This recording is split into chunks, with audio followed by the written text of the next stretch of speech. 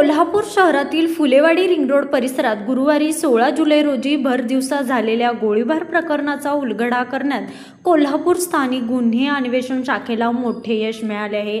अवघ्या 12 तासाच्या आत पोलिसांनी या प्रकरणातील 2 संशयितांना ताब्यात घेतले असून त्यांनी चौकशीत मोका अंतर्गत कारवाई झालेल्या रेकॉर्डवरील गुन्हेगार सूरज साखरे यांच्यावर गोळीबार केल्याची कबुली दिली असल्याची माहिती दिली आहे।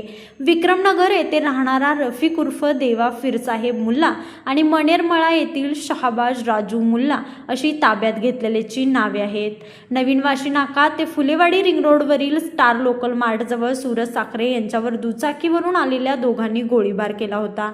या हल्ल्यात सूरज साखरे गंभीर जखमी झाले असून करवीर पोलीस ठाण्यात खुनाच्या प्रयत्नाचा गुन्हा दाखल करण्यात आला होता। घटनेचे गांभीर्य लक्षात घेऊन जिल्हा पोलीस अधीक्षक निलोत्पल आणि वरिष्ठ अधिकाऱ्यांच्या मार्गदर्शनाखाली स्थानिक गुन्हे अन्वेषण शाखेचे पोलीस निरीक्षक सुशांत चव्हाण यांनी 2 विशेष पथके तयार केली। तपासादरम्यान संशयित कर्नाटकात पळून गेल्याची माहिती मिळाल्यानंतर पोलिसांनी सापळा रचून जयसिंगपूर जवळील अंकली पूल परिसरातून दोघांना ताब्यात घेतले।